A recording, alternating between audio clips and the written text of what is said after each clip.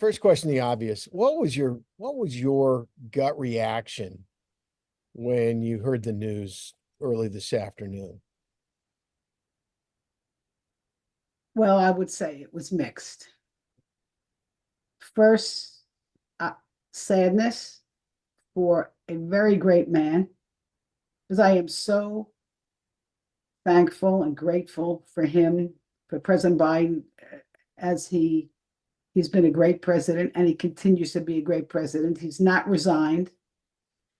His decency and patriotism has really been the mark of an extraordinary service. And I look forward to continuing to work with him. After all, he brought us back from COVID, brought forward a extraordinary fight against climate change, infrastructure building, and he stands up for women's reproductive freedom. So he's been a great president, and I'm happy to continue to work with him. Were you of the opinion that if he stayed in the race, this could have been a losing battle and even put the Senate and House at risk? Well, for me, this has always been about a choice. And I always thought that Biden on his worst day was better than Trump on any day. Because a president brings a team and brings values and brings policies. And to me, Joe Biden has had the policies for all America. And so to me, it was always a choice. I do think now, since he's not going to run, there's going to be some new excitement in the campaign. I expect Kamala Harris will step up and be our nominee eventually as we go through the convention. But I think she brings obviously experience and she brings strength.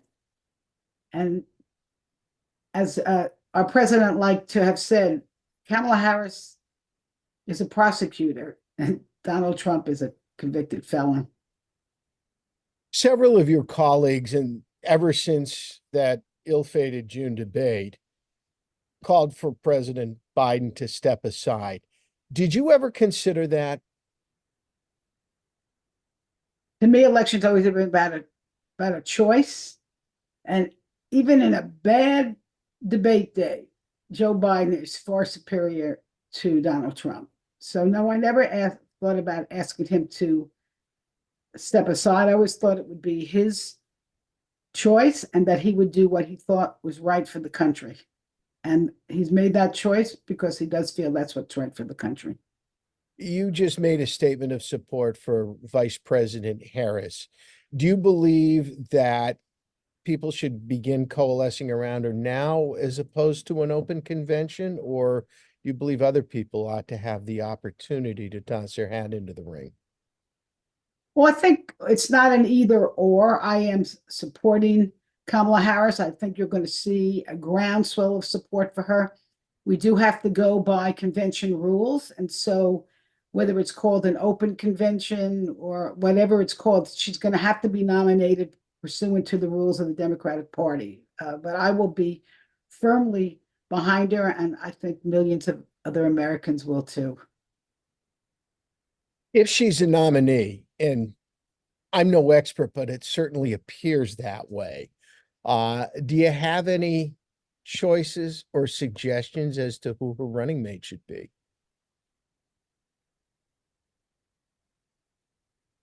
Well, the Democratic Party, we have many, many outstanding leaders. So I think there are many people who she could have join her. I don't have a favorite right now. I am just excited uh, to have the first woman president and someone who will be ready to go day one. She's has experience. Of course, she was the Attorney General of California, the vice president, a U.S. senator, and now vice president. And she's probably one of the most experienced candidates we will have ever had. She is a great fighter, especially for women's reproductive freedom. And I'm just excited to support her. 2 years ago, you were clearly the exception to this rule, but Palm Beach County's commissioners became Republican majority for the first time. Governor DeSantis actually won Palm Beach County. Do you believe that a change in this particular position may not only stem that, but throw it back to the reliably blue county this has always been? That's a great question, and absolutely, I believe Kamala Harris, she can bring the experience, the strength. She is obviously very different from Donald Trump. As I said, she was a prosecutor. He's a convicted felon. She's for reproductive freedom.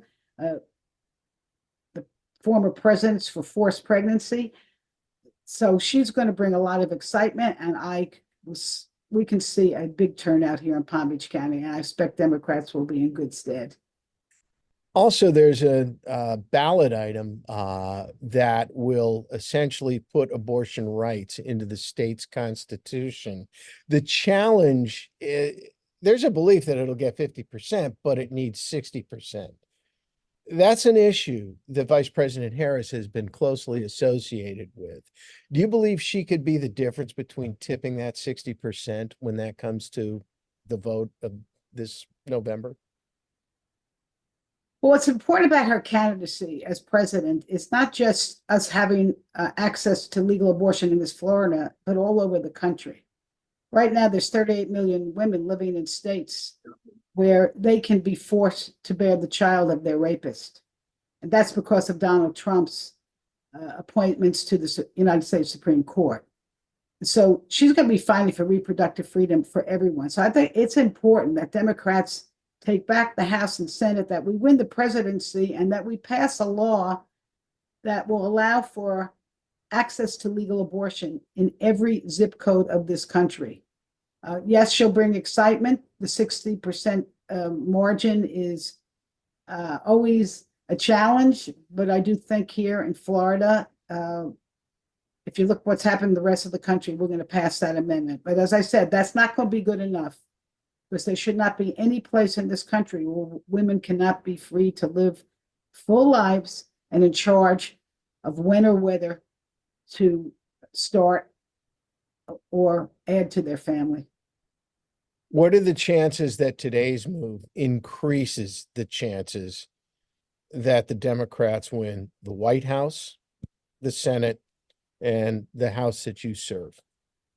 Well, listen, I think our policies and our values really are the policies and values that most Americans support, whether it's reproductive freedom for women, lowering costs for all people, not just tax breaks for the very rich and corporations, which is what Trump is running on. So I think we're going to see a big turnout around the country, and Democrats will win the day. I should say the American people will win the day.